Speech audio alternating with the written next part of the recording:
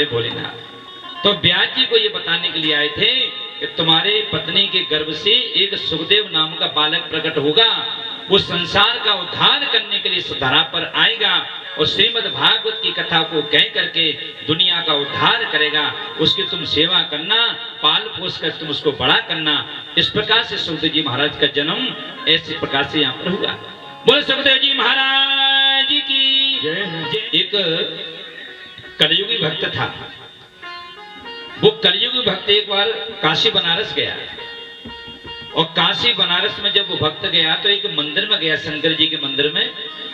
शंकर जी के मंदिर में वो दर्शन करने के लिए गया था, लेकिन जैसे शंकर जी के मंदिर में दर्शन करने के लिए गया तो भगवान भोलेनाथ के ऊपर एक घंटा टंगा हुआ था। वो सोने का घंटा था। उसे सोने के घंटे को देख करके इसका मन खराब हो गया, मन बिगड़ गया।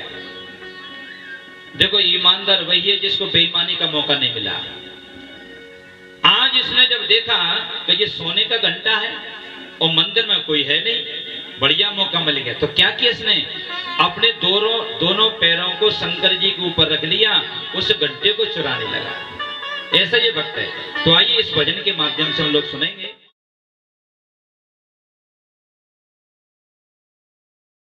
तो आइए सुंदर सा एक भजन आनंद लेते हुए। भक्त एक काशी चला, भक्त एक काशी चला, शिव को मनाने के लिए। भक्त एक काशी चला, शिव को मनाने के लिए। भक्त एक काशी चला, शिव को मनाने के लिए। काशी चला, शिव को मनाने के लिए। हाथ में दो फूल लोटा, हाथ में दो फूल लोटा, जल चढ़ाने के लिए। हाथ में दो फूल लोटा, जल चढ़ाने के लिए। भक्त एक काशी चला, शिव को मनाने के लिए। भक्त एक काशी चला, शिव को मनाने के लिए। ताली बजाते रहिए, तालियों की सेवा। जय हो श्री राधे।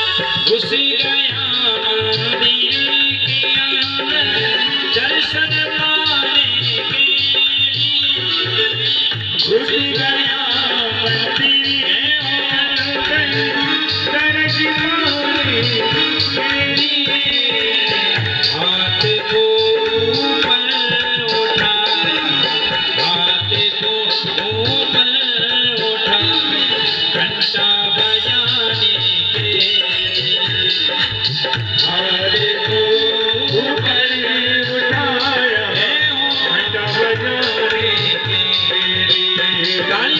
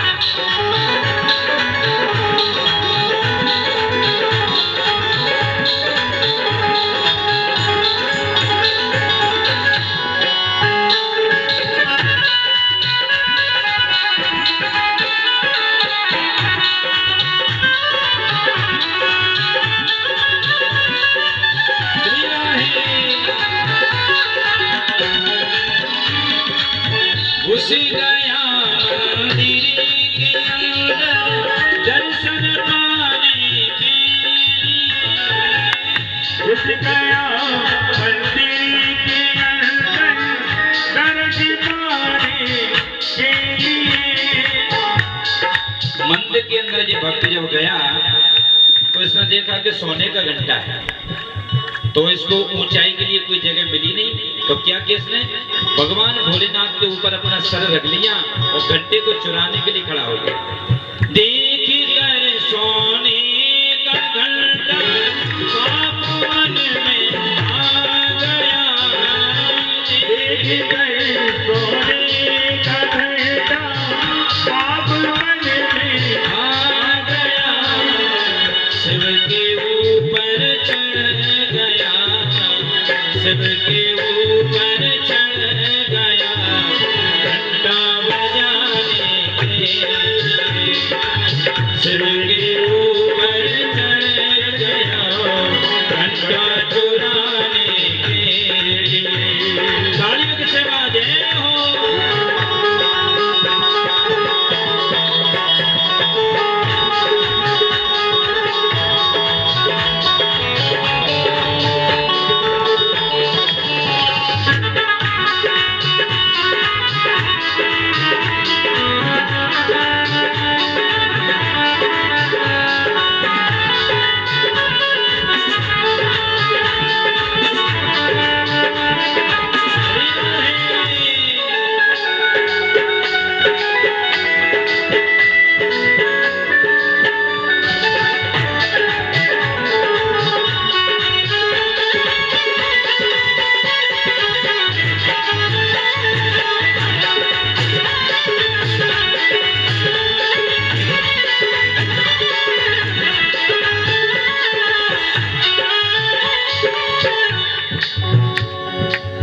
देखिए, कोई चढ़ाए बेल पत्री, कोई चढ़ाए माल फूल, कोई चढ़ाए बेल पत्री, कोई चढ़ाए माला फूल, कोई चढ़ावे बेल पत्री, कोई चढ़ावे माला फूल। कोई शंकर जी पे बेल पत्ती चढ़ाता है, कोई माला चढ़ाता है, कोई फूल चढ़ाता है। इस भक्त ने क्या चढ़ाया, न बेल पत्ती चढ़ाया, न फूल चढ़ाए, न दूध चढ़ाया, न दही चढ़ाया।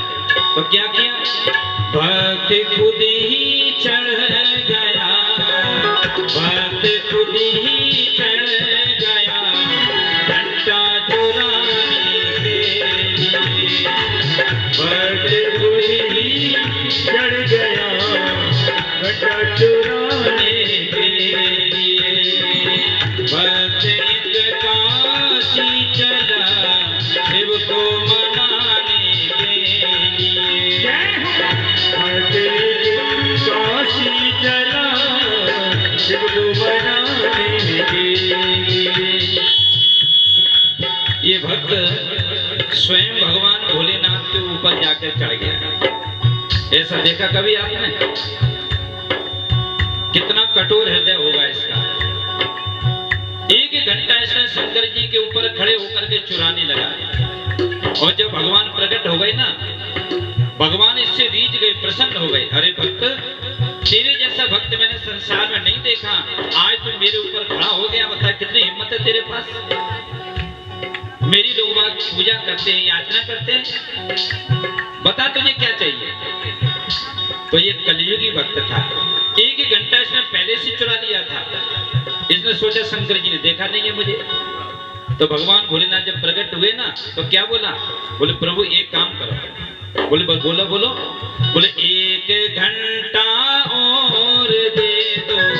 एक पहले ही चुरा लिया और एक घंटा और मांग रहा है। एक घंटा और दे दो जीवन बिताने के लिए, एक घंटा और दे दो जीवन बिताने के लिए। भक्त एक काशी चला, शिव को मनाने के लिए। भक्त एक काशी चला, शिव को मनाने के लिए। ओम नमः शिवाय, ओम नमः शिवाय, हरे हरे बोले नमः शिवाय, ओम नमः शिवाय, ओम नमः शिवाय, हरे हरे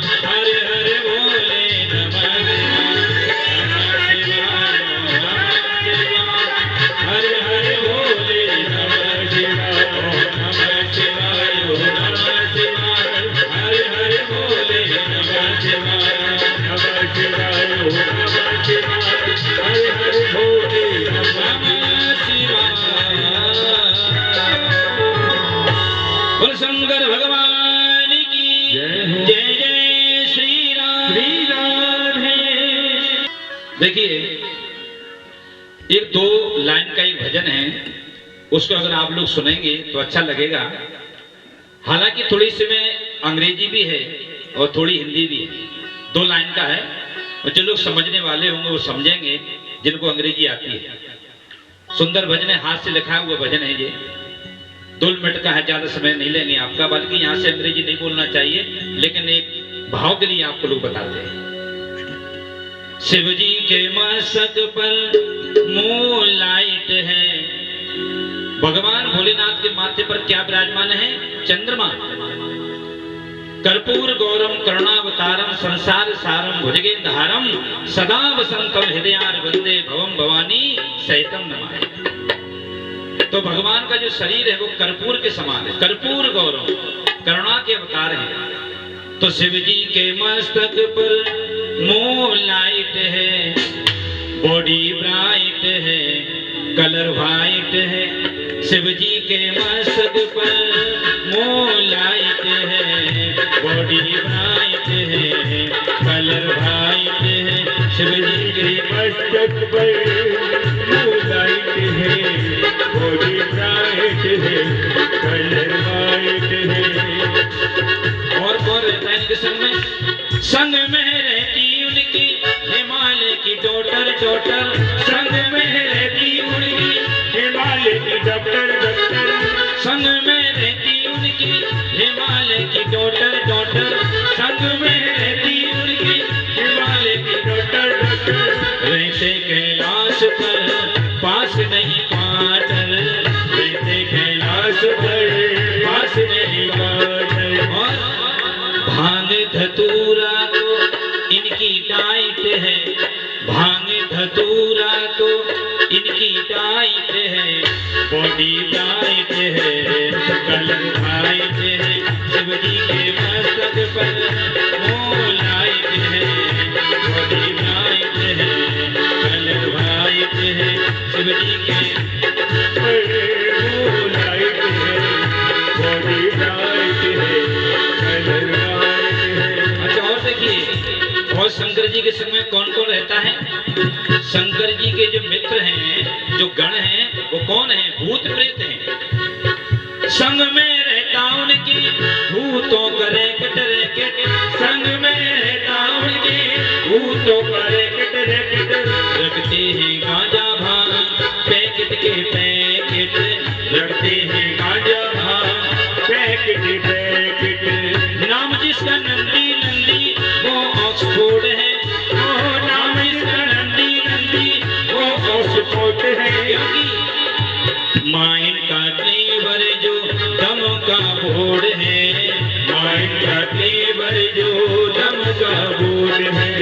देवाजी महादेव महादेव सबसे ग्रेट है, वो देवाजी महादेव महादेव सबसे ग्रेट है। क्योंकि वरदान देने में जो होते नहीं लेट है, वरदान देने में जो होते नहीं लेट है। और बात सुभाष की, मेरा नाम सबको मालूम होगा, मेरा नाम क्या है?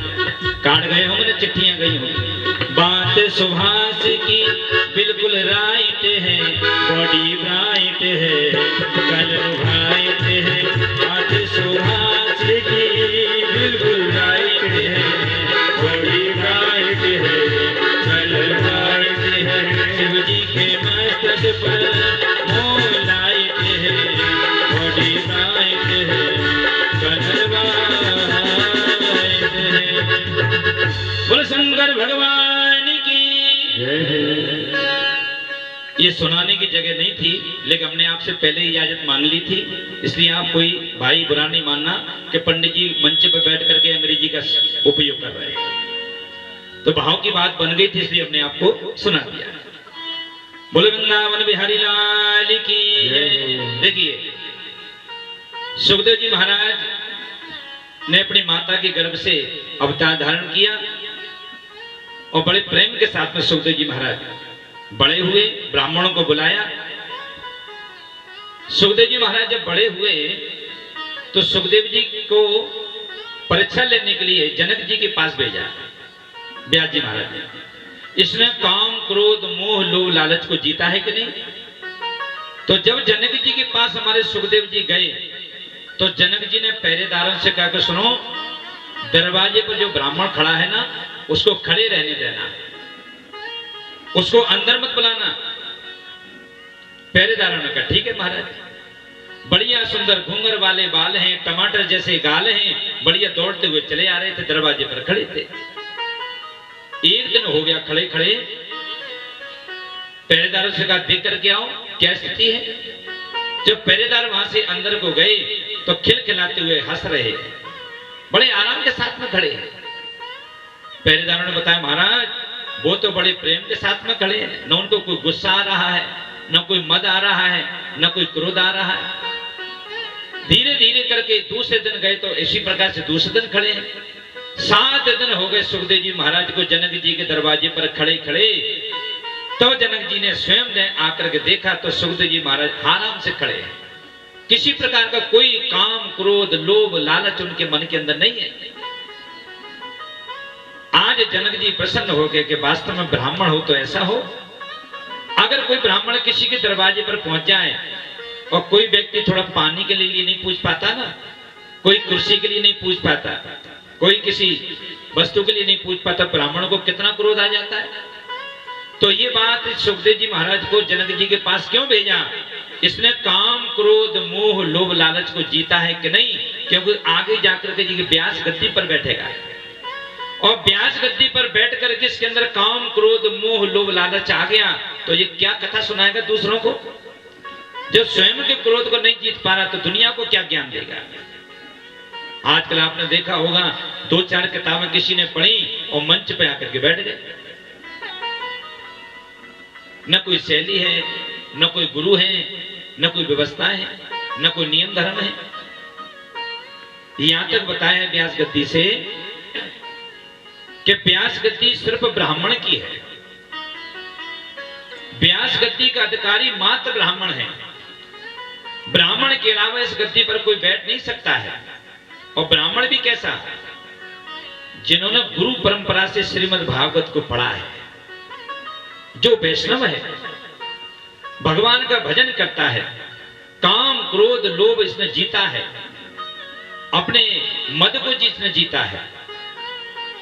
और बुरा नहीं मानना, एक बात और कहेंगे, इस व्यास गद्दी पर कोई स्त्री को बैठने के लिए इजाजत व्यास जी ने नहीं दी।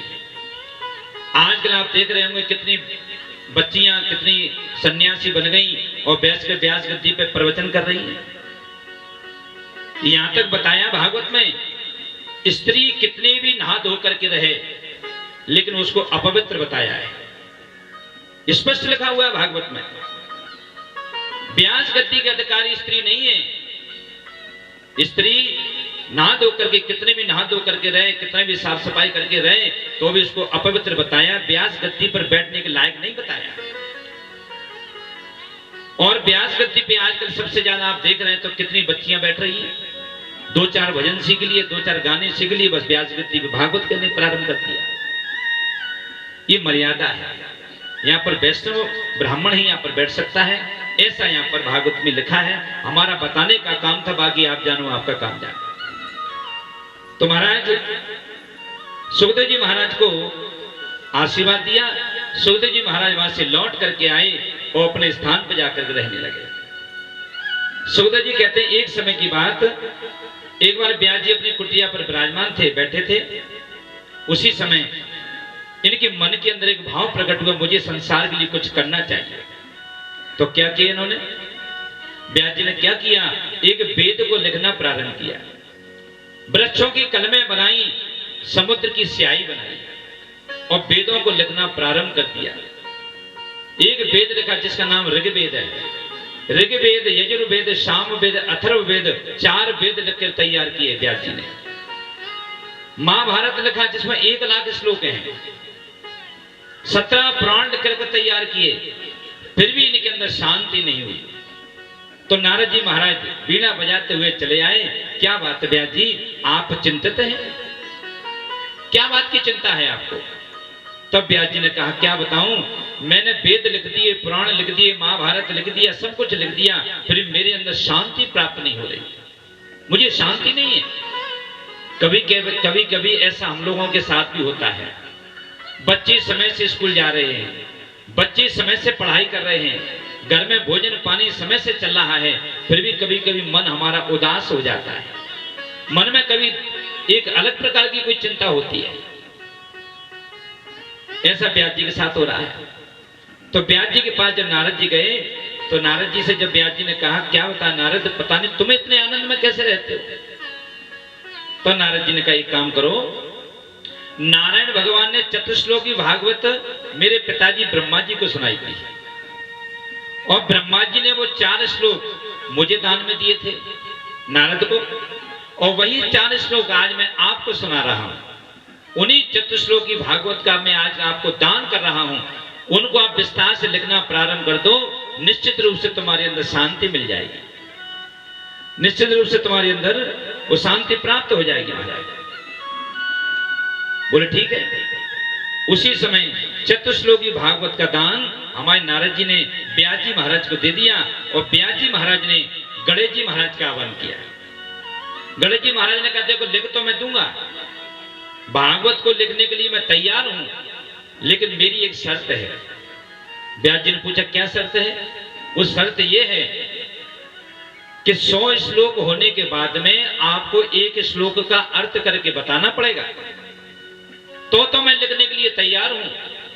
और ये बात गणेश जी ने क्यों कही? क्योंकि गणेश जी ने विचार किया मैं कब तक लिखता रहूंगा, क्या मेरे हाथों में दर्द नहीं होगा? कब तक लिखता रहूंगा? ये तो बोलते चले जाएंगे, लेकिन बोलने वालों को इतना परिश्रम नहीं लगेगा जितना लिखने वाले को लगेगा। भूखा हूं, प्यासा हूं, जल भी पीना है और भी काम करना है, कैसे होगा? तो उन्होंने गणेश जी ने कहा कि 100 श्लोक के बाद में आपको एक श्लोक का अर्थ करके बताना पड़ेगा। ये क्यों कहा? क्योंकि जब तक ये एक श्लोक का अर्थ करके बताएंगे तब तक मैं थोड़ा सा आराम कर लूंगा, तब मैं विश्राम कर लूंगा। गजाननम भूत गणादि सेवितम कपेत जम्मू फल चारु भक्षणम उमा सुतम शोक विनाश कारकम नमामि विघ्नेश्वर पाद पंकजम। गणेश जी महाराज बुद्धि के दाता है, ये बात कही। व्यास जी महाराज समाधि भाषा है भागवत, आलती पालती मार करके व्यास जी बैठ गए और व्यास जी के सीने पर ये श्लोक आते चले गए और गणेश जी महाराज लिखते चले गए व्यास गुफा में। लिखा किसने है? श्रीमद् भागवत को व्यास जी ने नहीं लिखा, तो लिखा किसने है? वो लिखा गणेश जी ने है। क्योंकि व्यास जी की तो समाधि लग गई थी, व्यास जी कैसे लिखते? तो व्यास जी तो समाधि में बैठे थे और गणेश जी महाराज उनके सीने पर जो श्लोक आते हुए चले जा रहे थे स्क्रीन की तरह, वो लिखते हुए चले जा रहे थे। तो पूरे श्लोक बना के तैयार कर दिए। जो पोथी आप सामने देख रहे हैं ये गणेश जी महाराज के द्वारा लिखी गई, इसको आज व्यास जी महाराज का इसमें नाम दिया गया है और व्यास जी महाराज की इसमें सील लगी है। बोलो बांके बिहारी लाल की जय। नारद जी महाराज से व्यास जी ने पूछा नारद तुम ये बताओ कि तुम इतने आनंद में रहते कैसे हो? तो व्यास जी महाराज बताते महाराज एक समय की बात है, एक समय मेरे पिताजी बचपन में गुजर गए थे। जब मेरे पिताजी गुजर गए तो मैं अपनी माँ के साथ में रहता था। हमारे गांव में 4 महीने का समय बिताने के लिए, चतुर्मास बिताने के लिए कुछ संत महात्मा आए थे। संत महात्मा बैठे थे हमारे गांव में, कीर्तन करते थे, भजन करते थे। मैं बहुत छोटा था, मैं सरकता सरकता उन ब्राह्मणों के पास में गया, संतों के पास में गया। ब्राह्मण जब भोजन कर लेते थे ना तो उनकी पत्तल में जो जूठन बच जाती थी मैं उसको खा लिया करता था। कोई पकौड़ी बच जाती थी या कोई पूड़ी बच जाती थी मैं उसको पा लिया करता था। संतों की, ब्राह्मणों की मैं बहुत सेवा किया करता था। एक दिन की बात, 4 महीने जब पूरे हो गए तो संत महात्मा वहां से जाने लगे। मैंने उन संतों से कहा महाराज जी आप जा रहे, मैं तो तुम्हारे संग में चलूंगा। तो संतों ने कहा बेटा तुम अभी हमारे साथ में नहीं जा सकते। क्यों? बोले तुम्हारी माँ जिंदा है, माँ किसके सहारे रहेगी? तो संत महात्मा ने नारद जी को समझाया और नारद जी महाराज वहीं पर बड़े आराम से अपने घर पर रहने लगे। एक दिन की बात, इनकी माँ गोबर के कंडे भरने के लिए जा रही थी। जहां से इनको गोबर के कंडे भरना थे उसके अंदर सर्प बैठा हुआ था, एक काला सर्प बैठा था। इसने जैसे वो कंडे अपने डलिया में भरे, उस सर्प ने इनको डस लिया।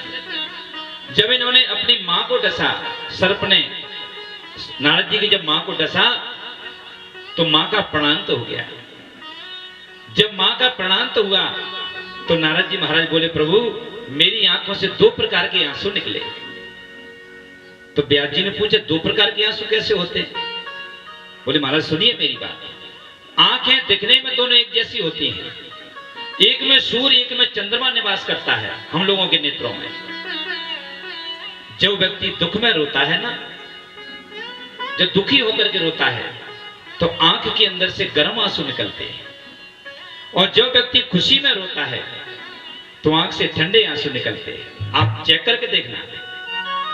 तो मेरे दो प्रकार के आंसू इसलिए निकले, मुझे दुख इस बात का हुआ कि संसार में मेरी मां के अलावा मेरा कोई था नहीं। मुझे जब मां छोड़ करके चली गई, अब मैं किसके सहारे रहूंगा, इसलिए मुझे इस बात का दुख हुआ। और ठंडे आंसू इसलिए निकले कि मेरी मां की मैं सेवा करता था, मेरी मां भी चली गई, अब मुझे भगवान से मिलने से कोई रोक नहीं सकता है। मैं भगवान से मिलकर के रहूंगा, चाहे मुझे कुछ भी करना पड़े। कितना बड़ा संकल्प है। और वहां से उठ करके मैं सीधा भजन करने जंगल में चला गया। भजन जंगल में भजन कर रहा था, उसी समय साक्षात नारायण भगवान प्रकट हो गए। और नारायण भगवान ने मुझे ये बीड़ा प्रदान करी। और नारायण भगवान ने कहा, नारद ये बीड़ा मैं तुझे दे रहा हूं, इस बीड़ा को बजा बजा कर तू मेरा नाम लिया कर। और मैं भगवान का उसी बीड़ा से नाम लेता रहता था। भगवान की कृपा से जब मेरा शरीर छूट गया, अगला जन्म मेरा नारद के रूप में हुआ, इसलिए मैं तुम्हारे सामने आज बीड़ा बजा रहा हूं, भजन कर रहा हूं। ये सारी की सारी चर्चा यहां पर बताई। बोल नाम बिहारी लाल की जय, जय जय श्री राम। तो भगवान के नाम में जो शांति छुपी हुई है वो दुनिया में शांति नहीं है। हर जगह काम क्रोध लोभ सता रहा है। व्यास जी महाराज ने पूरी भागवत का पठन पाठन हमारे सुखदेव जी महाराज को करा दिया, लेकिन सुखदेव जी महाराज तो जंगल में थे। जंगल में सुखदेव जी महाराज भजन कर रहे हैं, राधे राधे राधे राधे राधे राधे राधे राधे चल रहा है। व्यास जी ने अपने दो शिष्यों को बुलाया और दोनों शिष्यों को बुला करके कहा, बेटा जाओ और उनको बुला करके लेकर के आओ मेरे बेटे को। दोनों शिष्यों को दो श्लोक पढ़ाए। जंगल में सुखदेव जी बैठे हैं, उन शिष्यों में जंगल में जाकर ये श्लोक को गाए। सुनिए कौन सा श्लोक है, बड़ा सुंदर श्लोक है। बरहा पीलो नटवर बपू कर्णयो कर्णकारम विप्रदवास कनक कपिसम वैजयंतीम च मालाम रंधान वेणो अधर सुधया पूरय गोप वृंदै वृंदारण्यम सुपद रमणम प्रावसद कीर्ति कीर्ति। उन शिष्यों ने जंगल में जाकर के ये श्लोक गाया। इस श्लोक का अर्थ क्या है? बरहा पीड़म नटवर बपु कर्णयो कर्णकारम। बरहा कहते मोर को, बरहा कहते हैं मोर को, और भगवान को सबसे ज्यादा मोर का ही मुकुट प्रिय है। सोने के मुकुट, चांदी के मुकुट, हीरे जवाहरात के मुकुट भगवान को पसंद नहीं है। मोर का ही मुकुट भगवान को क्यों प्रिय है? मोर का पंख भगवान को क्यों लगाया जाता है? इसके पीछे भी कुछ कारण छुपे हुए हैं। सुनिए, बरहा पीलो नटवर बपू। बरहा कहते मोर को, मोर कभी भोग नहीं करता। हम लोगों की जो संतान होती है ना, इस प्रकार से मोर के संतान नहीं होती। तो मोर के संतान कैसे होती है? बोले बरसात में पानी बरसता है, बरसात होती है, जल बरसता है। ये मोर अपना मुंह खोल करके किसी वृक्ष पर जाकर के बैठ जाती है। बरसात में एक मोती गिरता है, उसको हम नहीं जानते, लेकिन मोर जानती है। बरसात में एक मोती ऊपर से गिरता है, उस मोती को ये मोर ग्रहण कर जाती है, जिसके द्वारा इसके संतान होती है। और एक संत ऐसा बता रहे थे, महाराज जब मोर नाचता है ना, जब मोर बिल्कुल आनंद विभोर होकर नाचता, पंख फैला फैला करके जब मोर नाचता है बड़े आनंद के साथ में, तो इसके आंखों से आंसू गिरता है और उस आंसू को ये मोर स्वयं पान कर जाती है, जिसके द्वारा इसके संतान होती है। मोर भोग नहीं करता है कभी, इसलिए भगवान को मोर का मुकुट सबसे ज्यादा प्रिय है, क्योंकि मोर ब्रह्मचारी हैं, ऐसे भगवान भी ब्रह्मचारी है। भगवान भी कभी भोग नहीं करते, एक कारण। दूसरा कारण, एक बार एक मोर पंख फैला फैला कर बढ़िया द्रुत गति से नाच रहा था, बढ़िया घूम घूम करके मोर नाच रहा था चारों तरफ से। भगवान श्याम सुंदर बांसुरी बजा रहे थे, एक कदम के वृक्ष में बैठे थे और बांसुरी बजाते चले जा रहे थे। भगवान श्याम सुंदर देखा कि मोर कितना सुंदर, कितने सुंदर इसके नेत्र हैं, दिखने में कितना सुंदर लग रहा है। तो भगवान उस मोर को देख रहे हैं और वो मोर भगवान को देख रहा है। उस मोर ने विचार किया कि भगवान कितने सुंदर है, भगवान मोर की प्रशंसा कर रहे हैं और मोर भगवान की प्रशंसा कर रहा है कि ये भगवान कितने सुंदर है। तो मोर ने क्या किया? मोर ने विचार किया कि इसकी मुलाकात मुझे, भगवान की मुलाकात मुझे राधे रानी से करवाना चाहिए। तो राधे रानी कहाँ रहती? बोले बरसाने में रहती है। तो ये मोर वहां से उठ करके और नाचता हुआ आज बरसाने की तरफ चला जा रहा है। जैसे वो मोर बरसाने की तरफ जाने लगा तो पीछे पीछे भगवान भी जाने लगे। दोनों के दोनों सीधे बरसाने में पहुंच गए। बरसाने में जब पहुंचे तो छज्जे पर राधिका रानी खड़ी थी। राधा रानी ने जैसे देखा कि कितना सुंदर मोर है, कितना सुंदर नाच रहा है, तो राधिका रानी अपनी हवेली से उतर करके उस मोर के बगल में आकर के खड़ी हो गई। उस मोर के बगल में पहले से हमारे श्याम सुंदर खड़े थे। आज श्याम सुंदर ने राधिका रानी को देखा, राधिका रानी ने श्याम सुंदर को देखा, दोनों को दोनों आपस में मिल गए। दोनों के अंदर एक भाव प्रकट हुआ कि अरे मोर, तू कितना भाग्यशाली मोर है। भगवान श्याम सुंदर सोच रहे, मोर तू कितना भाग्यशाली है, आज तूने मेरी मुलाकात मेरी राधिका रानी से करवा दी। जब तूने मेरी मुलाकात राधिका रानी से करवाई है तो मैं संकल्प लेता हूं कि मुझे सोने का मुकुट, हीरे जवाहरात का मुकुट मुझे प्रिय नहीं होंगे। सबसे पहले मैं तेरा ही मुकुट को लेकर के अपने माथे पर धारण करूंगा। इसलिए भगवान को सबसे ज्यादा मोर का ही मुकुट प्रिय है। ऐसा भाव संत देते महाराज। बोलो वहां की हरिलाल की जय। बरहा पीलो नटवर बपू। बरहा पीड़म, मोर का मुकुट भगवान लगाते हैं। नटवत वरवत, ऐसे नाचने वाले आपने देखे होंगे संसार में जो जमीन पर नाचते हैं। ऐसे नाचने वाले आपने देखे होंगे जो रस्सियों पर नाचते हैं। लेकिन ऐसा नाचने वाला आपने संसार में नहीं देखा होगा जो कालिया के फनों पर नाचता है। भगवान कालिया के फनों के ऊपर दुत ले करके नाचते हैं। तो बरहा पीलो नटवर बपू कर्णयो कर्णकारम। जब इस श्लोक को गाया गया जंगल में तो सुखदेव जी महाराज भजन कर रहे, राधे राधे राधे राधे राधे राधे। सुखदेव जी ने सुना कि भगवान सुंदर हैं। इस बात की कोई गारंटी नहीं होती। जो व्यक्ति दिखने में सुंदर लगता है उसके गुण भी सुंदर होंगे, क्योंकि दिखने में तो बगुला भी सफेद लगता है, लेकिन बगुला खाता क्या है? बगुला मछली भक्षण करता है। मन में लो तन उजरो और बगुला जैसो भेष, और तासे तो कौआ भलो और भीतर बाहर एक। दिखने में तो बगुला भी सफेद लगता है, लेकिन बगुला खाता क्या है? बोले मछली भक्षण करता है बगुला। नदी के किनारे बैठ जाता है, कोई मछली आती है, उस मछली को ये खा जाता है। लेकिन कौआ ऊपर से काला है तो अंदर से भी काला, धोखा तो नहीं है कम से कम। तो यहां पर बताया कि जो व्यक्ति दिखने में सुंदर लगता है उसकी कोई गारंटी नहीं कि उसके गुण भी सुंदर होंगे। तो सुखदेव जी वहां से उठे नहीं, उसके बाद दूसरा श्लोक आया, ये भगवान की कृपा का श्लोक है। कौन सा श्लोक आया?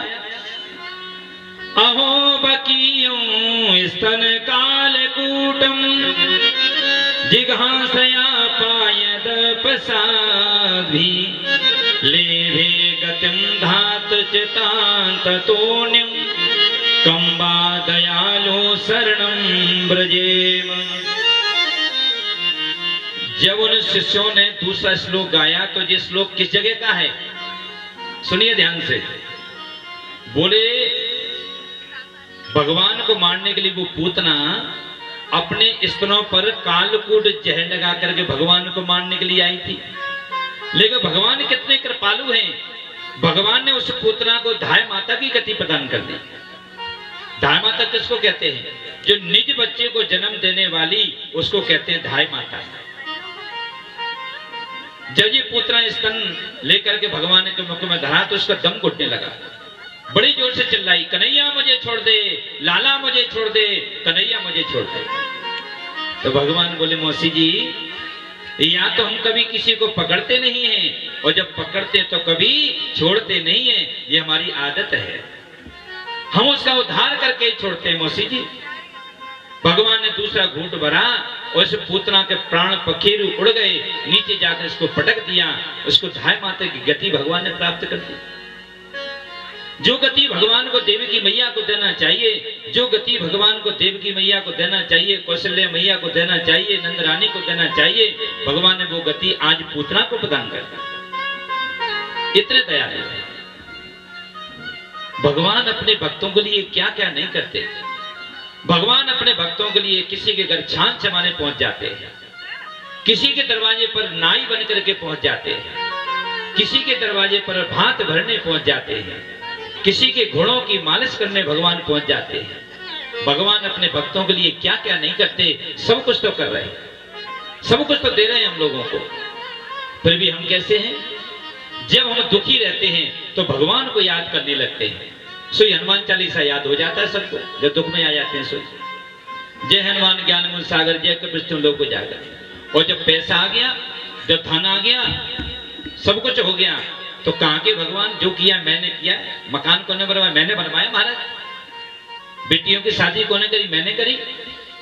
बेटों की शादी कौन ने करी? बोले मैंने करी। और कोई दुख तकलीफ हो गई, भगवान की मर्जी है, भगवान ने किया है। सोने जैसी काया भगवान देते हैं। इसलिए किसी ने कहा है, बहुत सुंदर बात कही है महाराज। बोले वृंदावन में हरिलाल की जय। इतनी सुंदर बातें भगवान कहते हैं।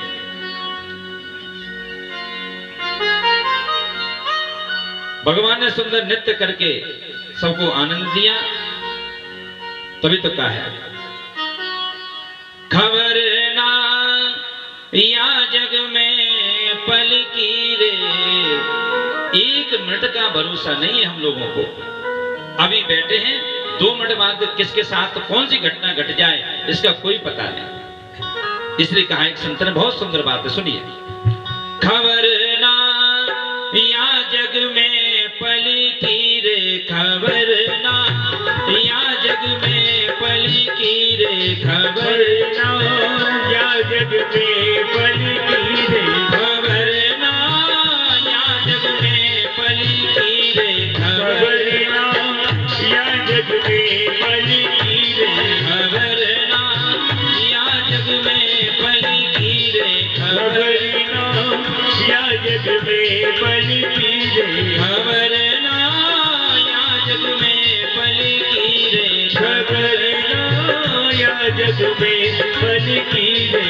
देखिए, वो ना वो राजा रहे, ना वो रानी रही, ना वो राजा रहे, ना वो रानी रही, ना वो राजा रहे, ना वो रानी रही। कहने सुनने को बस एक कहानी रही, वो कहने सुनने को बस एक कहानी रही। ना जाने पल की रे, ना जाने पल की रे, खबर ना या जग में पल की रे, खबर ना या जग में पल की रे, खबर ना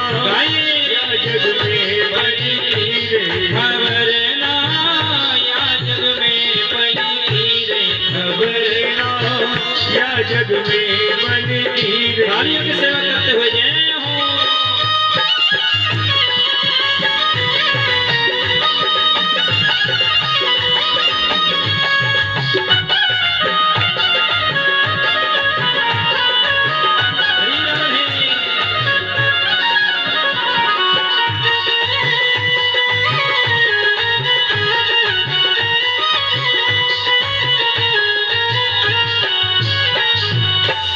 आज जो है बनी कल बनी ना बनी, आज जो है बनी कल बनी ना बनी।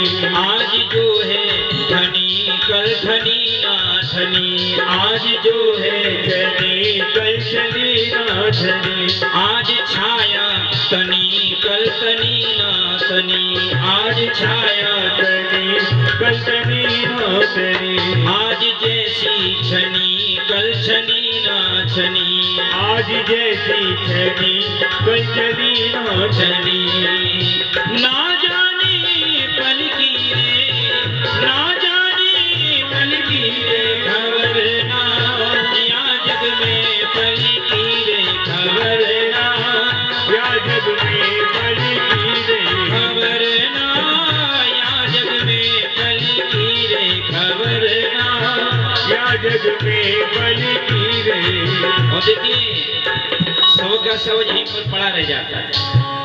ठाट सारे के सारे पड़े रह गए, ठाट सारे के सारे पड़े रह गए। ठाट सारे के सारे पड़े रह गए, ठाट सारे पड़े के पड़े रह गए। कुल खजाने गढ़े के गढ़े रह गए, कुल खजाने गढ़े के गढ़े रह गए। और कोठी बंगले खड़े के खड़े रह गए, कोठी बंगले खड़े के खड़े रह गए।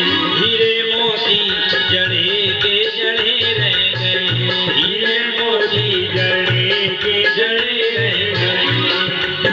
ना जाने पल की रे, वो ना जाने पल की रे खबर ना, या जग में पल की रे खबर ना, या जग में पल की रे खबर ना, या जग में पल की रे खबर ना, जग में पल की रे खबर ना, या जग में पल की रे खबर ना, या जग में पल की रे खबर ना, या जग में पल की रे खबर ना, या जग में पल की रे खबर ना, या जग में पल की रे खबर ना, या जग में पल पल की रे।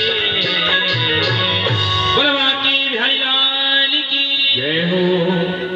तो महाराज सुखदेव जी महाराज उन शिष्यों ने जाकर के जब ये श्लोक सुनाया, अहो बकीयम स्तन कालकूटम, उसी समय सुखदेव जी महाराज खड़े हो गए, पिताजी के पास आ गए। पिताजी ने बढ़िया सुंदर भागवत का उनको पूरी भागवत को पढ़ाया। भागवत को पढ़ा करके आज प्रथम बार सुखदेव जी महाराज ने परीक्षित जी महाराज को श्रीमद् भागवत की कथा को सुनाया। परीक्षित जी महाराज को 7 दिन का श्राप लगा था। देखिए 7 दिन की भागवत है और 7 दिन का श्राप लगा है परीक्षित जी महाराज को। रामचरितमानस में 7 ही कांड हैं, संगीत में भी 7 स्वर हैं और 7 दिन की भागवत है। 7 ही दिन में हमारा जन्म होता है, हमारी मृत्यु हो जाती है। सोमवार मंगल बुध बृहस्पति शुक्र शनिवार इतवार फिर वही सोमवार है। 7 चक्रों से मिलकर के हमारा शरीर बना। 7 चक्र हैं शरीर के अंदर, इसके द्वारा इसका निर्माण हुआ। और चित्त जल पावक गगन समीरा पंच रचित अति अधम शरीरा, इसमें मन और बुद्धि दोनों और मिला दो तो 7 हो जाएंगे। तो 7 दिन की भागवत को परीक्षित जी महाराज को श्राप लगा था, उसको बड़े प्रेम के साथ उन्होंने श्रवण किया। इस प्रकार से हमारे सुखदेव जी महाराज का जन्म हुआ, जिस कथा को हम लोगों ने मन लगा करके बड़े प्रेम के साथ में श्रवण किया। देखिए कथा में हम लोगों का मन लगे या नहीं लगे, कान तो खुले हैं, कानों में जो भागवत जी के जो शब्द जा रहे हैं भगवान की जो कथाएं जा रही हैं वो अनेक कलमशों को धो रही है। देखो मन तो बैरी होता है। हम लोग यहाँ पे बैठे हैं, हो सकता मन हमारा घर पे हलवा खा रहा हो सकता कोई दिल्ली जा रहा हो, कोई बंबई जा रहा हो, कोई कचौआ जा रहा हो, कोई कहीं जा रहा हो। दूर दूर से आई है ना माता, कोई आगरे से आई है, कोई धौलपुर से आई है, कोई कहीं से आई है। तो शरीर हमारा कथा में बैठा रह जाता है और मनीराम घूमने चले जाते हैं। घर पे क्या हो रहा होगा, दुकान पे क्या हो रहा होगा, खेती पे क्या हो रहा होगा। और थोड़ी देर बाद होश आता, अरे हम तो आगरा घूमने चले गए थे। फिर दौड़ करके शरीर उस मन को खींच करके लाते हैं, फिर थोड़ी देर कथा सुनते और कथा सुनते सुनते आपकी आंखें खुली रह जाती हैं, आप पंडित जी की तरफ देखते रह जाते हैं और सूक्ष्म मन लेकर के जब मनीराम घूमने चले जाते हैं और फिर ध्यान आता, अरे हमारा मन तो वहां चला गया, फिर लौट करके आया। तो ये मन बड़ा बैरी है, इसलिए मन को संभालना पड़ता है, कथा में जोड़ना पड़ता है। इस कथा को आप लोगों ने बड़े प्रेम के साथ में श्रवण किया। अब परीक्षित जी महाराज का जन्म कैसे हुआ, इस कथा को बड़े प्रेम के साथ में सुनिए।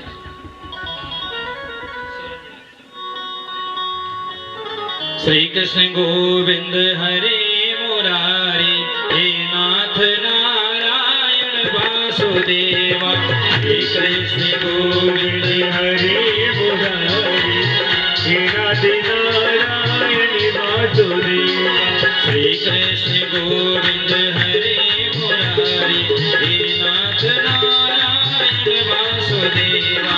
श्री कृष्ण गोविंद हरे मुरारी, हे नाथ नारायण वासुदेवा। हे नाथ नारायण वासुदेवा, हे नाथ नारायण वासुदेवा। हे नाथ नारायण वासुदेवा। नाथ नारायण वासुदेवा। श्री कृष्ण गोविंद हरे मुरारी, हे नाथ नारायण वासुदेवा।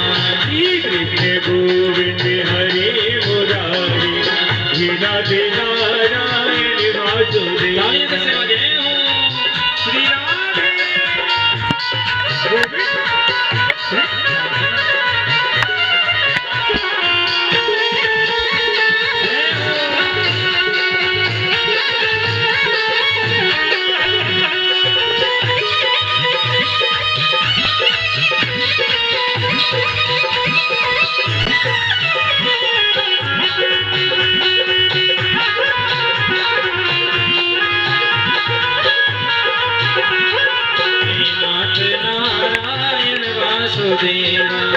राधे नारायण वासुदेवा। देखिए, जैसे घर की शोभा घरवाली से है, जैसे घर की शोभा कैसे है, बोले घरवाली से। और भोजन की शोभा कैसे है, थाली से। जो भोजन तो बहुत बढ़िया बनाया है, लेकिन परोसने के लिए बर्तन नहीं है। तो भोजन की शोभा थाली से है। और ससुराल की शोभा, बोले ससुराल की शोभा साली से है। ससुराल में जाओ साली नहीं हो तो काय की ससुराल। और ऐसे ही कीर्तन की शोभा ताली से है। कीर्तन बजाने में कोई संकोच नहीं करना चाहिए, कीर्तन में ताली जरूर बजाना चाहिए महाराज। ऐसा वहां यहाँ पर दिया। बोले वहां की बिहारी लाल की जय हो। परीक्षित जी महाराज का जन्म कैसे हुआ, इसको बड़े प्रेम के साथ में समझ कर।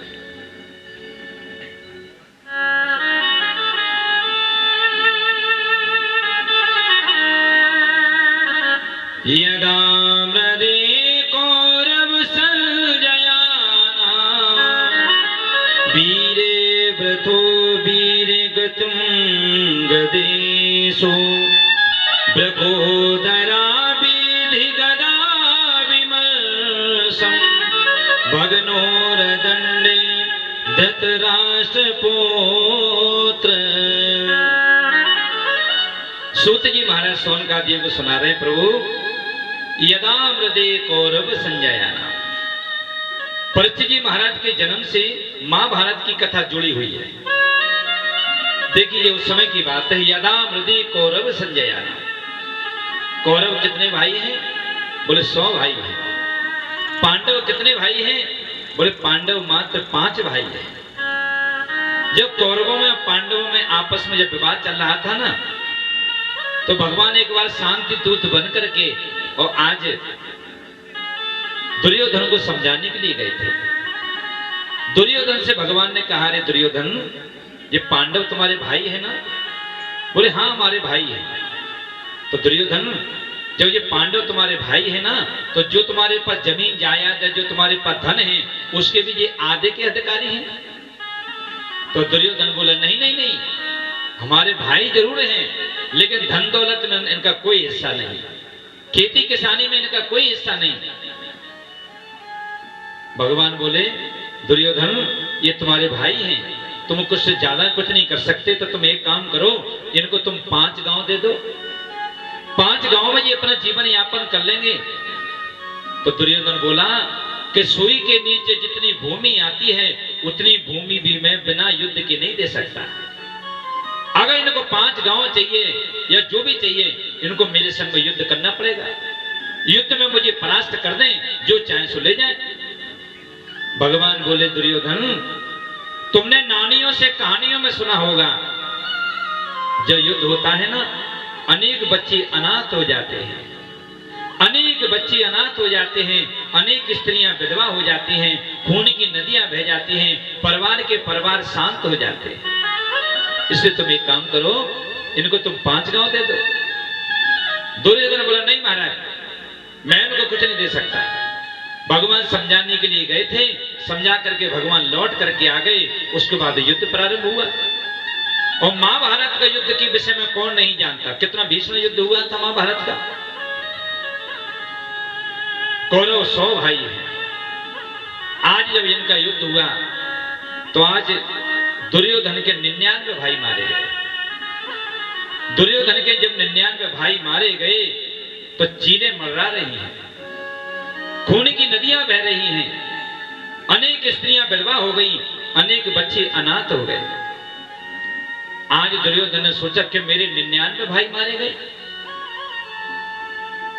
तो रात में उठ करके वहां से अपनी मां के पास गया, मां गांधारी के पास गया।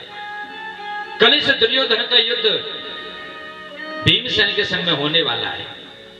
और दुर्योधन ने सोचा कि भीमसेन कोई ऐसा वैसा योद्धा नहीं है, भीमसेन बहुत बलवान योद्धा है, और भीमसेन के साथ में जब मेरा युद्ध होगा तो ऐसा नहीं कि कुछ गड़बड़ हो जाए।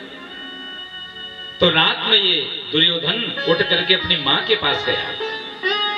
मां गांधारी बैठी हुई है, धृतराष्ट्र अंधे हैं, धृतराष्ट्र बैठे हुए हैं। देखिए, गांधारी अंधी नहीं थी,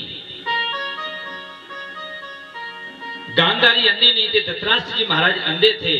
लेकिन गांधारी का जब विवाह हुआ था ना, तो गांधारी ने जानबूझ करके वो पट्टी अपनी आंखों पर बांध ली थी।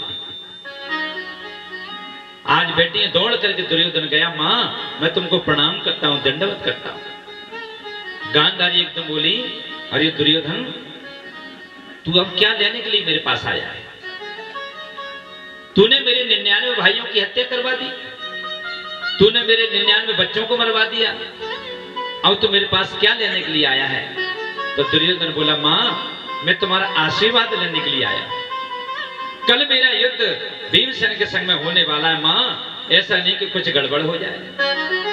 तो मां ने कहा कि तूने पूरे जीवन भर मेरी बात नहीं मानी, इस बात की क्या गारंटी है कि तू मेरी बात मानेगा? जब समझाते समझाते मैं बूढ़ी हो गई, पूरा जीवन निकल गया, तब तूने मेरी बात नहीं मानी, अब क्या मानेगा? तो कहा, नहीं मां, जैसा तुम कहोगी वैसा मैं करूंगा, तुम तो मुझे आशीर्वाद दे दो। तब गांधारी ने कहा, बेटा इतना काम करना, यहां से तू सीधा नदी में स्नान करने जाना, तेरे शरीर के ऊपर एक वस्त्र भी नहीं होना चाहिए, कलावे का धागा तक तेरे शरीर पर नहीं होना चाहिए, बिल्कुल नग्न होकर के स्नान करना नदी के अंदर, और नग्न होकर के स्नान करके नग्न होकर के मेरे सामने आ जाना, तेरे शरीर पर कोई वस्त्र नहीं होना चाहिए। ठीक है मां। ये दुर्योधन रात्रि में वहां से उठ करके और सरोवर में स्नान करने के लिए चला गया, और जैसे इसने नग्न होकर के स्नान किया, नग्न होकर के रातों रात चला आ रहा है। लेकिन कहते हैं ना, जाको राखे साइया मार सके ना कोई, बाल न बाका कर सके जो जग बेरी हो।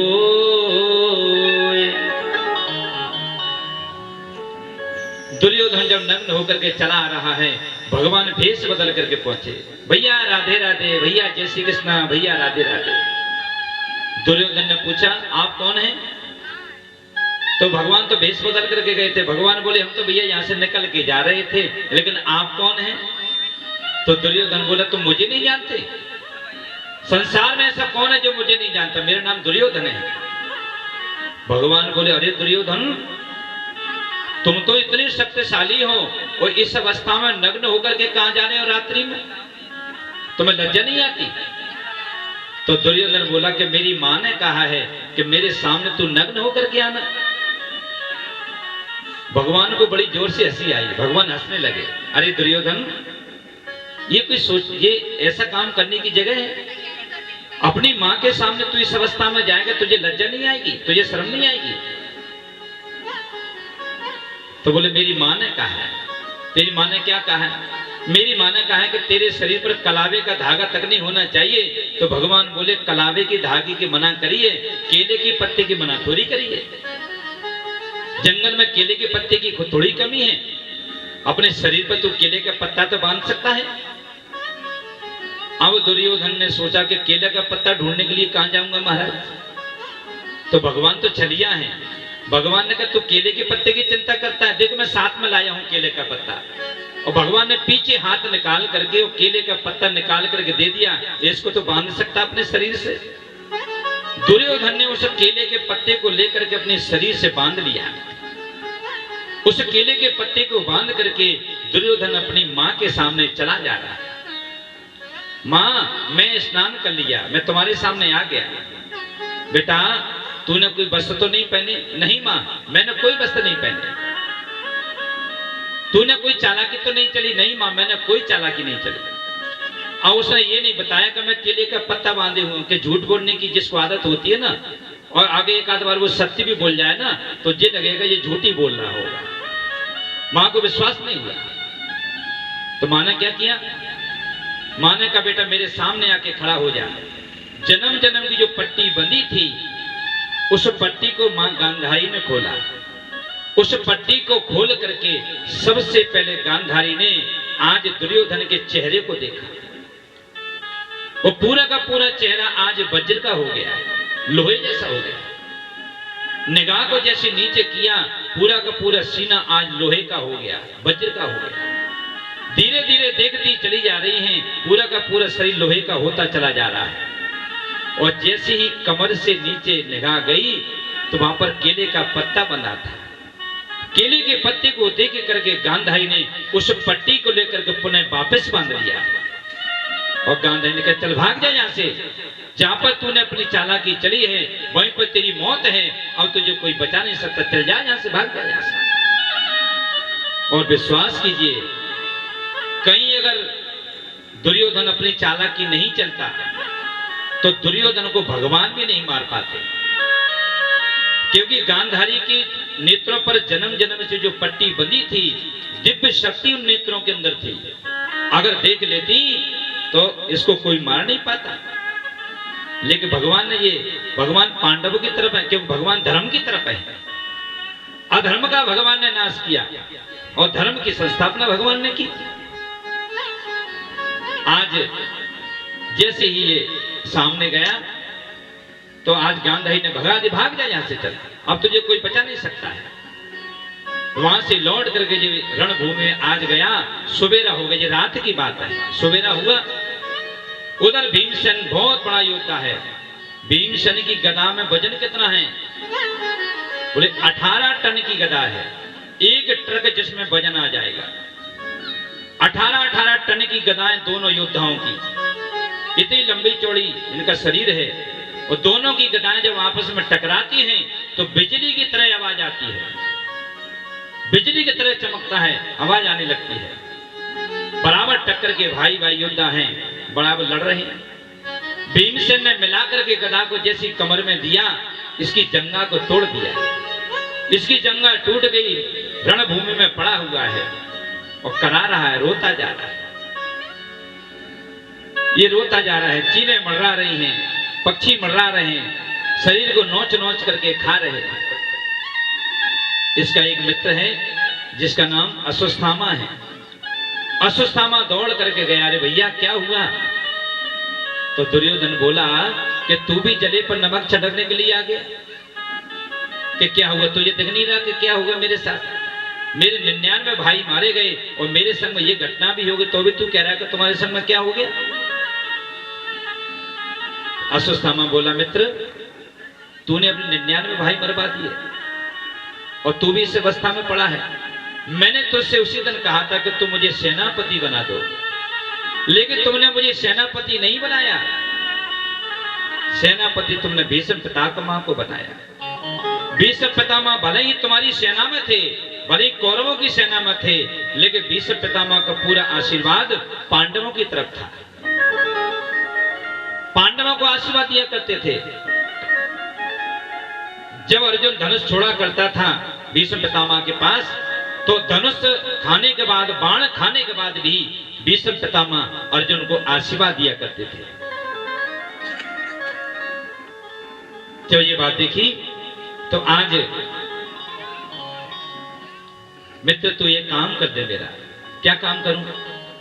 बोले 5 पांडवों से में से एक भी नहीं मरा। हम 100 भाई थे, एक भी नहीं बचा। पांडवों में से एक भी नहीं बचा।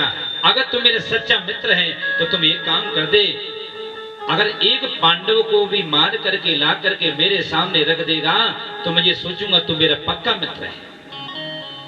अश्वत्थामा बोला, ये कौन सी बड़ी बात है, अभी जाता हूं, अभी मार करके लाता हूं। अश्वत्थामा ने नंगी तलवार निकाल ली और रात में नंगी तलवार लेकर के आज चला जा रहा है। उधर एक शिविर, ये तो रही यहाँ की बात, उधर शिविर में क्या हो रहा है देखिए। एक शिविर में 5 के 5 पांडव सो रहे हैं। एक शिविर में द्रौपदी सो रही है। द्रौपदी के 5 पुत्र सो रहे हैं। और भगवान क्या कर रहे हैं? भगवान अर्जुन के घोड़ों की मालिश कर रहे हैं। रात्रि में चौकीदारी कर रहे हैं, रखवाली कर रहे हैं। अर्जुन की जैसी नींद खुली, अर्जुन दौड़ करके गए। अर्जुन ने पूछा, प्रभु आप सोए नहीं? तो अर्जुन से भगवान बोले, अर्जुन चाणक्य नीति ये कहती है कि जब भी हम विजय श्री प्राप्त करके आए तो जिस स्थान पर हम सोते हैं उस स्थान पर हमको कभी सोना नहीं चाहिए। उस जगह को छोड़ करके अन्यत्र जगह पर जाकर के हमको शयन करना चाहिए, सोना चाहिए। क्योंकि हारा हुआ पुरुष बहुत बुरा होता है। पता नहीं कब तुम्हारे संग में धोखा कर दे, कब तुमको जहर पिला दे, कब तुम्हारे साथ अन्याय कर दे। इसलिए तुम यहां से उठ करके और दूसरे शिविर में जाकर के सो जाओ। ये बात भगवान ने अर्जुन से कही तो अर्जुन ने अपने सारे भाइयों को लेकर और दूसरे शिविर में जाकर के सो गए। अब ये अश्वत्थामा तलवार निकाल करके रात्रि में चला आ रहा है, ढूंढता हुआ अनेक शिविरों में घूम रहा है। लेकिन भगवान ने तो वो काम करवा दिया, पांडव अलग जगह पर जाकर के सो रहे हैं, ये उनको ढूंढ नहीं पाया। और एक शिविर में द्रौपदी के 5 पुत्र सो रहे थे। तलवार निकाल करके गया, इसने सोचा कि ये पांडव ही सो रहे हैं। देखिए भीम का पुत्र बिल्कुल भीम जैसा था, नकुल का पुत्र नकुल जैसा था, सहदेव का सहदेव जैसा था, युधिष्ठिर जी का उन जैसा था, भीम का भीम जैसा था। आज इसने सोचा ये पांडव सो रहे हैं। द्रौपदी बगल में सो रही थी। तलवार निकाल करके और 5 पुत्रों की गर्दन काट करके ऐसे हाथ में पकड़ करके आज भागा हुआ चला जाता। जैसे ये गया, दुर्योधन ने पूछा, मित्र मार लाया पांडवों को? तो अश्वत्थामा बोले, तू एक की बात करता है, मैं तो 5 को मार करके लाया हूं।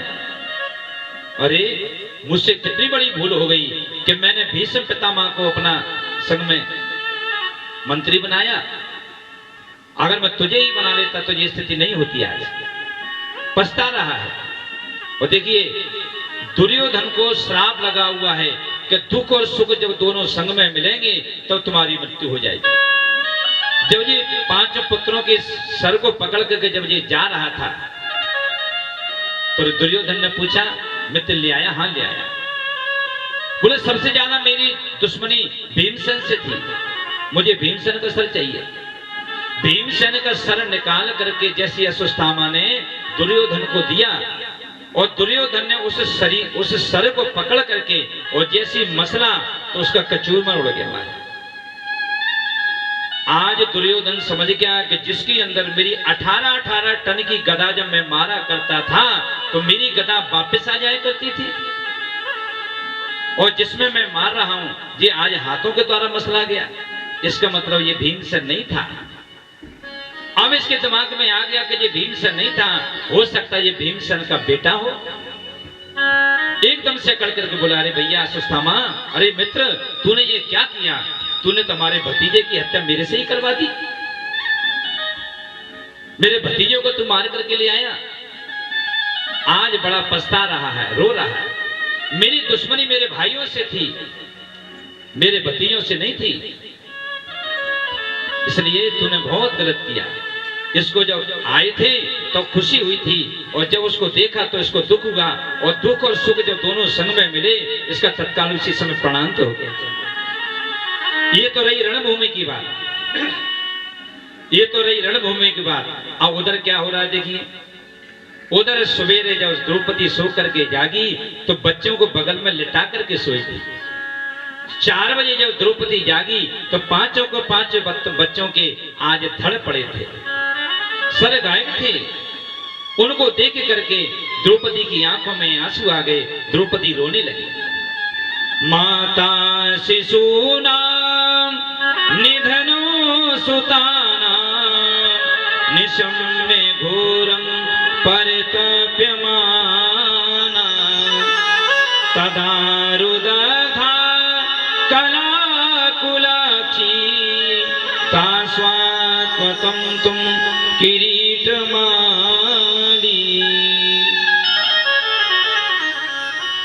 आज द्रौपदी की आंखों में आंसू है। द्रौपदी आंखों से रोती जा रही है, भागती जा रही है।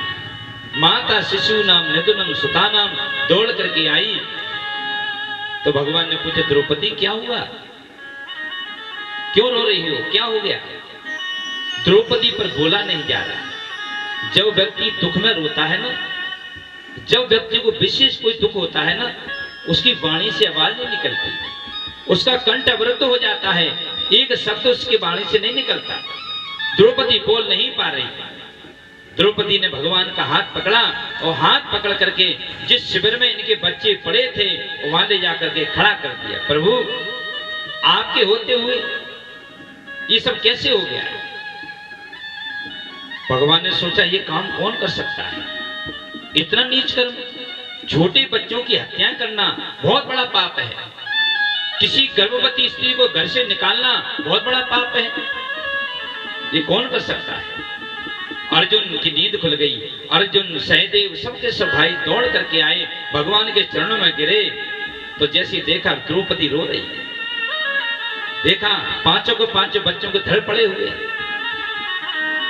पूछा, पांडवों ने पूछा, प्रभु आप तो घट घटवासी है, आपको पता होगा इतना नीच कर्म कौन कर सकता है, किसकी सामर्थ्य है, ये कौन है ऐसा?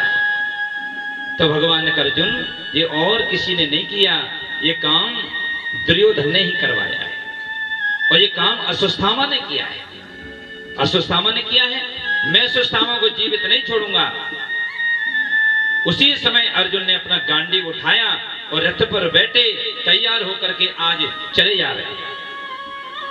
उधर अश्वत्थामा जब गया था, इधर से अश्वत्थामा ने देखा कि अर्जुन आ रहा है।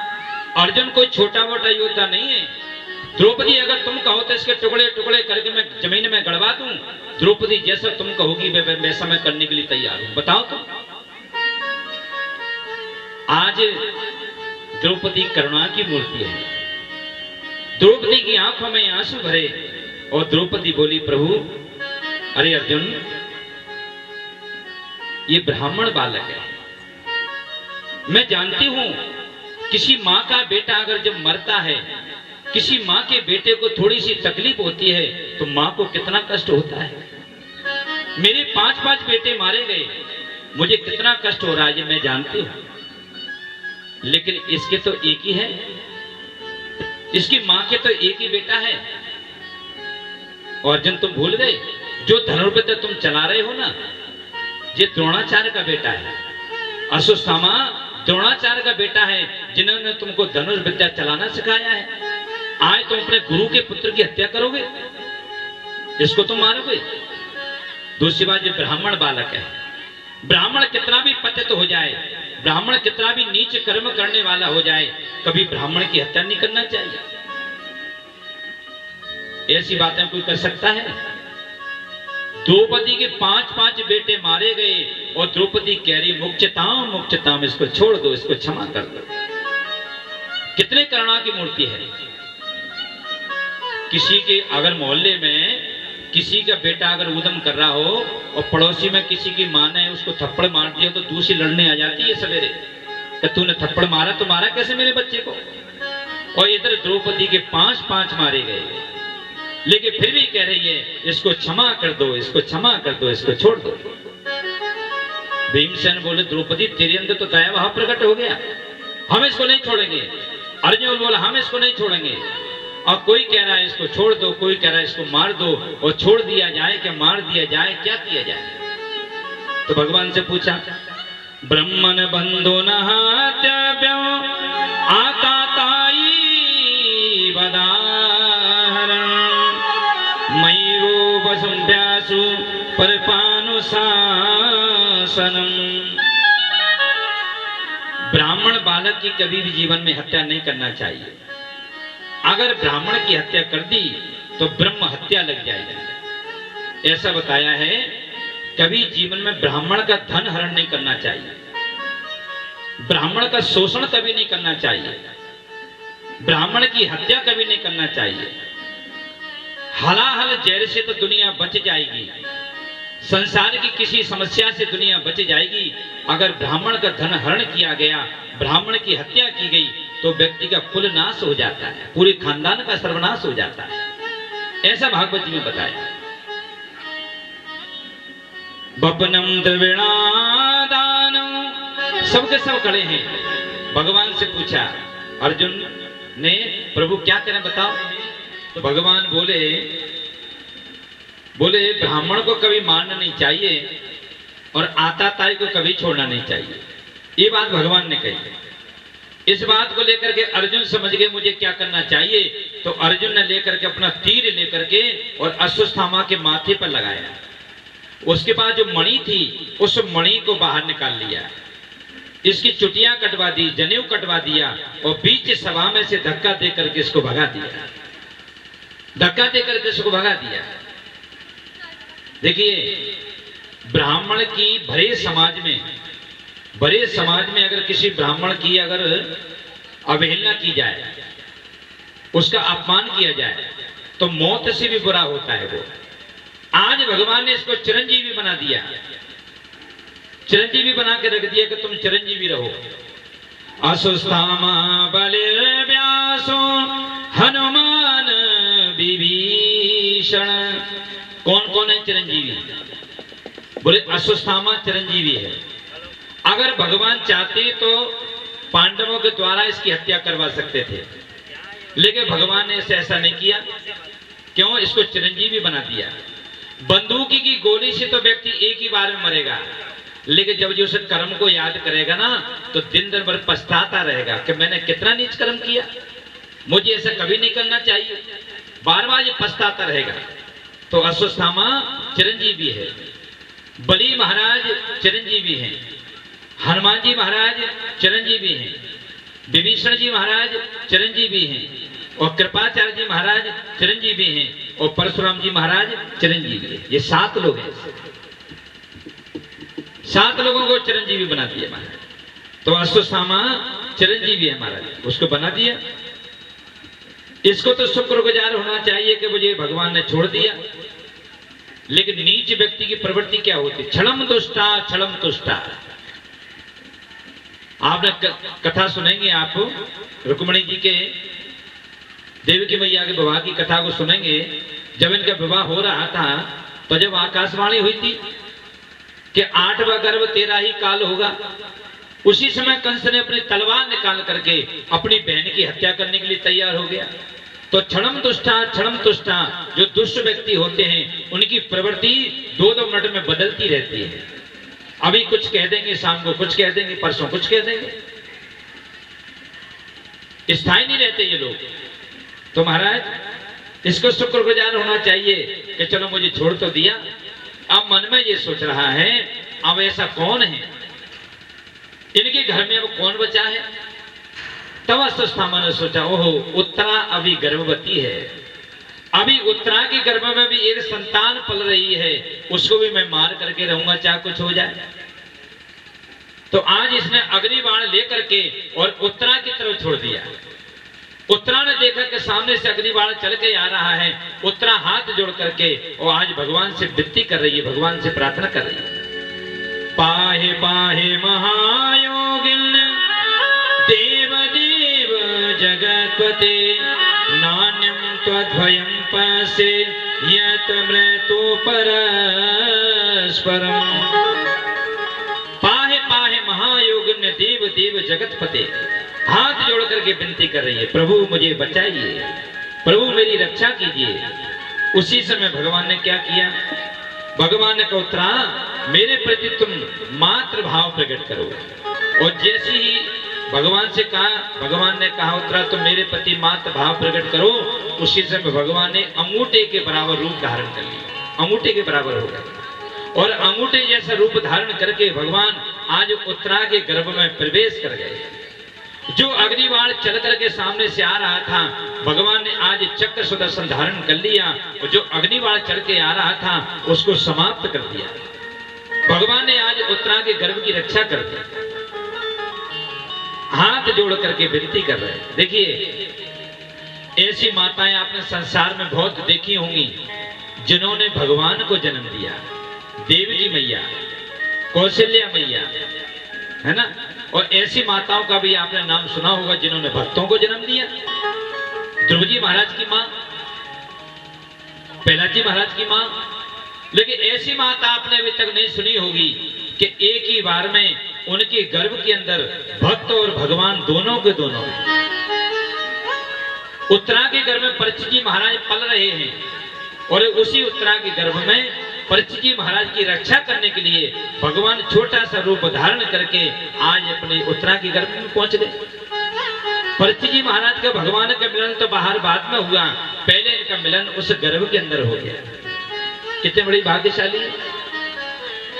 तो हाथ जोड़ करके आज कुंती मैया स्तुति कर रहे हैं, कृष्णाय वासुदेवाय देवकी नंदनाय च कृष्ण गोप कुमाराय गोविंदाय नमो नमः। कृष्णाय वासुदेवाय हरे परमात्मने प्रणत कृष्णासाय गोविंदाय नमो नमः। आज हाथ जोड़ करके विनती कर, कृष्णाय वासुदेवाय देवकी नंदनाय च कृष्ण गोप कुमाराय गोविंदाय नमो नमः। जब विनती करी भगवान ने कहा बुआ तुमने जीवन में कितना कष्ट उठाया है, आज तुम्हारे बच्चे एक बार राजा बन गए हैं, बुआ जो तुम चाहो सो मांग लो मुझसे। पांचों के पांचों पांडव खड़े हैं। युधिष्ठिर जी महाराज ने कहा प्रभु अगर देना चाहते हो ना तो मुझे एक वरदान दे दो। मेरे जीवन में कितनी विपत्ति आ जाए, कितनी भी कोई समस्या आ जाए, लेकिन मैं कभी सत्य का साथ नहीं छोड़ूंगा। हमेशा मैं जीवन में सत्य पर चलता रहूं, मुझे झूठ बोलने की आवश्यकता नहीं पड़े, ऐसा मुझे वरदान दे दो। भीमसेन से कहा भीमसेन तुम मांगो। तो भीमसेन बोले प्रभु लोग मुझे भोजन भट्ट के नाम से जानते क्योंकि मैं ज्यादा भोजन करता हूं ना, ये भोजन मुझे चकाचक मिलता रहे और मुझे आपसे कुछ नहीं चाहिए। उसके बाद कहा अर्जुन तुम मांगो। तो अर्जुन ने बोला प्रभु मेरे साथ में अनेक नाते हैं, मेरे नाते आपके साथ में अनेक नाते हैं, भाई भाई का नाता है, गुरु शिष्य का नाता है, कितने सारे नाते हैं। ये प्रेम बिना स्वार्थ के बना रहे और आपसे मुझे कुछ नहीं चाहिए। न भीमसेन ने मांगा, न अर्जुन ने मांगा, कोई नहीं मांग रहा। तो यहाँ पर एक संदेश छुपा हुआ है। यहाँ पे एक छोटी सी बात छुपी हुई है। जो केला के पात में और पात पात में पात, और जो कथा की बात में और बात बात में बात। कथा की बात जब निकलती है तो बात में से बात निकलती है। देखिए इसमें क्या संदेश छुपा हुआ है। संदेश ये छुपा हुआ है कि जब भी हम भगवान के मंदिर में जाएं, किसी ब्राह्मण के पास जाएं, किसी संत के पास जाएं, तुमको मांगना नहीं चाहिए। कभी भी हमको मांगना नहीं चाहिए भगवान से। हम मंदिर में जाते हैं, मैया के मंदिर में जाते हैं, भगवान के मंदिर में जाते हैं, वृंदावन जाते हैं, हरिद्वार जाते हैं, भगवान से कभी भी जीवन में मांगना नहीं चाहिए। क्योंकि तुम कितना मांगोगे, मांगने की कोई एक सीमा होती है। कितना मांगोगे और भगवान तुमको क्या देना चाहते हैं। मांगने में तो तुम बंध जाओगे। कितना मांगोगे, बोले इतना मांगोगे, इतना मांगोगे, इतना मांगोगे, ज्यादा ज्यादा इतना मांगोगे, इससे ज्यादा तो नहीं मांगोगे। लेकिन भगवान तुमको क्या देना चाहते हैं उसको तुमको क्या पता कि भगवान क्या देना चाहते हैं। तो मांगने के बंधन में बंधिए मत, भगवान की सेवा कीजिए और भगवान से जीवन में कुछ मांगना ही नहीं चाहिए। अरे वो तो घट घटवासी हैं। अपने अपने घरन की और सबका हुए पीर, और तुम्हें पीर सब घरन की, सो धन्य धन्य रघुवीर। भगवान को सबके घरों की चिंता है। कौन के घर में क्या नहीं है, कौन क्या चाहता है। सुभद्रा से कहा सुभद्रा तुम भी मांगो। तो सुभद्रा बोली प्रभु त्वदीय पंकज पंजरांते अतेवे विसतु मानस राजहंस, प्राण प्रयाण समय कपवात पित्तई, कंठावरोधन विदुषणम कुतस्ते। प्रभु आपका मन एक राजहंस है और आपका मन हमारे पिंजरे में कैद हो जाए, बस हम यही चाहते हैं। ये मन स्वतंत्र होकर के घूमता है। ये मन आपका हमारे पिंजरे में कैद हो जाए प्रभु, हम आपसे यही वरदान चाहते हैं और हमें कुछ नहीं चाहिए। कोई कुछ नहीं मांग रहा। उसके बाद द्रौपदी से कहा द्रौपदी तुम मांगो। द्रौपदी चाहती तो द्रौपदी के 5 बेटे मारे गए। द्रौपदी चाहती तो कह देती प्रभु एक आध संतान दे दो मुझे, एक आध पुत्र का जन्म हो जाए, ये मुझे दे दो। लेकिन द्रौपदी ने कुछ नहीं मांगा। द्रौपदी क्या बोली, बेपद द्रौपदी कह रही है क्या, बोले प्रभु मेरा आपके साथ में भाई बहन का नाता है। मैंने आपको अपना भाई माना है, आपने मुझे अपनी बहन माना है। तो ये बहन भाई का रिश्ता, बहन भाई का जो प्रेम है वो निष्कपट बना रहे। आपसे मुझे चाहिए कुछ नहीं, आपका आशीर्वाद बना रहे बस, और मुझे क्या चाहिए। अंत में जाकर के कुंती बुआ से कहा बुआ ये सब के सब कुछ न कुछ मुझसे मांग रहे हैं, तुम नहीं मांगोगी मुझसे। तो कुंती बुआ बोली कन्हैया जो मैं मांगूंगी मुझे तुम दोगे क्या। बोले बुआ तुम मांग करके तो देखो, जो तुम मांगोगी वही मैं तुमको प्रदान करूंगा। दोगे बिल्कुल। बोले हाँ बिल्कुल देंगे, मांग करके देखो।